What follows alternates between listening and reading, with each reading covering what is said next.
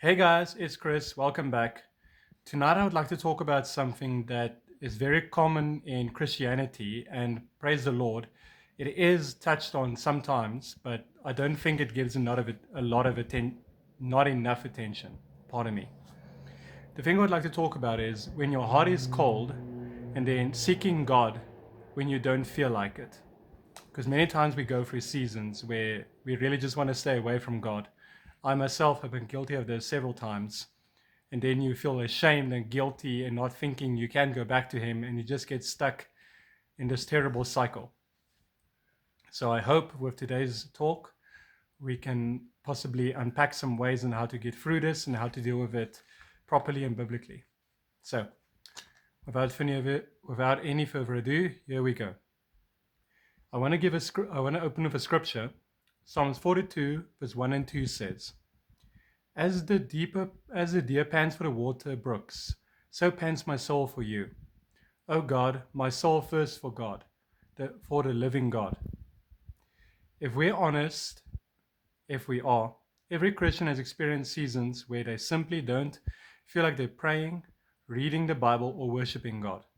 And again, I'm pretty sure this is common to majority of Christianity. You know you should spend time with Him. You know He's worthy, but your heart feels empty. Your Bible gathers dust, and prayer feels forced, and worship begins to feel dry. You aren't necessarily living in rebellion. You simply have no desire.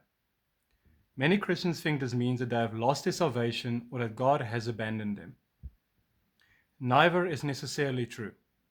The Christian life isn't built upon feelings, it is instead built upon faith. Today we're going to learn what to do when your heart has grown cold. So, first thing you can do, admit your condition honestly. Psalm 51 verse 10 says, Create in me a clean heart, O God, and renew a steadfast spirit within me.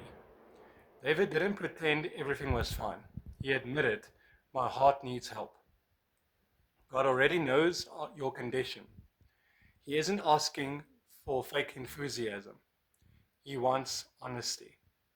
Instead of pretending to love prayer, instead say, Lord, I don't even want to pray. Please change my heart. That prayer is a more pleasing than an hour of fake worship. Let me explain it like this. Imagine a husband who tells his wife, I'm fine, but you can clearly see something is wrong. The relationship cannot heal until he confesses the truth. The same is true of God.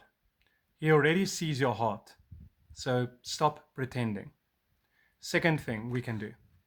Remember that love is more than feelings. John 14 verse 15 says, If you love me, keep my commandments. Jesus didn't say, if you feel like you love me. Love is demonstrated through obedience. Marriage teaches us this. Some mornings a husband doesn't feel romantic. Some mornings a wife doesn't feel affectionate. But faithful, pardon me, but faithful love chooses commitment over emotion. The strongest Christians are not always the most emotional. They are often the most faithful. Let me explain it like this. Parents don't stop feeding their children because they don't feel like cooking. In the same way, love acts even when feelings are absent. So does faith. The third thing we can do, don't wait until you feel spiritual. James 4 verse 8 says, Draw near to God and He will draw near to you. Notice the order. We are the ones who draws near first, and then God responds.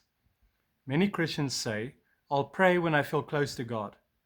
But God says, come close first.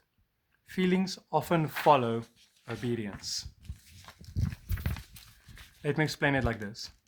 Starting a cold car on a winter morning takes effort, which now being in the winter, I'm sure all of us experience right now. At first the engine struggles, but after a few minutes it warms up.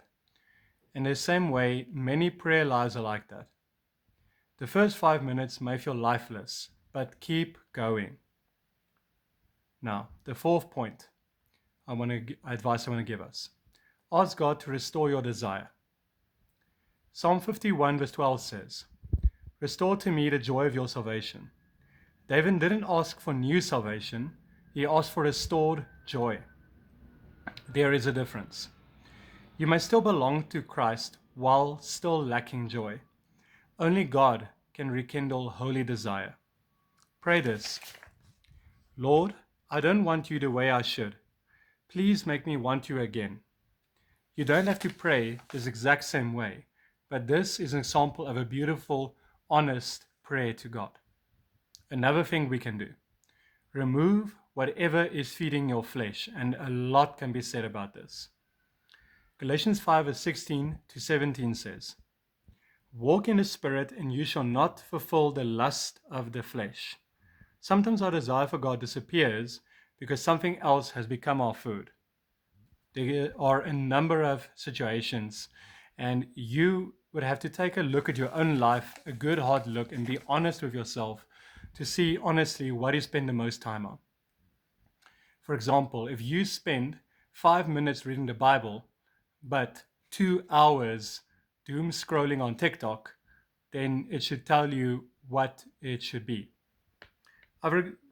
To get back to our list, some of the things that might be, but they might not be to your life, but may very well be: too much entertainment, too much social media, too much television, too much worldly thinking.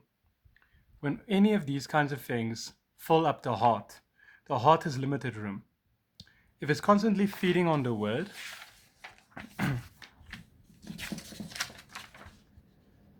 then it won't be hungry. Constantly feeding on the world, then it won't be hungry for God. Let me imagine eating fast food all day. When supper comes, you're not hungry. Not because the meal is bad, you're simply full. Spiritually, many Christians are spiritually full of everything except God. Another practical advice: keep showing up. Hebrews 10:25 says, "Not forsaking the assembling of ourselves together." So, don't isolate yourselves. Keep reading, keep praying, keep attending church, and keep worshiping. Do this even if your emotions aren't there. Sometimes God restores passion while we're still being faithful. Faithfulness often comes before the fire. Farmers don't stop planting because the ground looks empty. They know the harvest comes later. Likewise, every prayer, every Bible reading, and every act of worship is a seed. So do not stop sowing. Another thing we need to remember is to remember the gospel.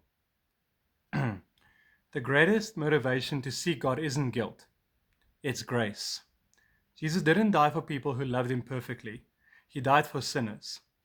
When your heart grows cold, look again at the cross. Remember this: He sought you when you weren't seeking him. He loved you before you loved him. Romans 5 verse 8 says, "But God demonstrates his own love towards us, in that while we were still sinners, Christ died for us." The cross melts cold hearts. And this is another thing I want to mention, and this is very important to a lot of Christians. Trust God more than your feelings. 2 Corinthians 5 verse 7 says, "For we walk by faith and not by sight." Feelings are wonderful servants, but they are terrible masters. Some days you'll feel close to God. Some days you won't. His presence isn't measured by your emotions, but instead his promises never change. God is just as faithful on your driest day as he is on your best day. Now, here's a final example I want to give. Imagine standing beside a fireplace. If you stand far away, you'll feel cold. If you don't blame the fire, you instead move closer. God has not moved. We often have. As we draw near to him through prayer, his word, worship, and obedience, the warmth of his presence begins to soften our hearts once again. Now, perhaps you're thinking, I don't desire God. Don't despair. Bring your cold heart to Christ.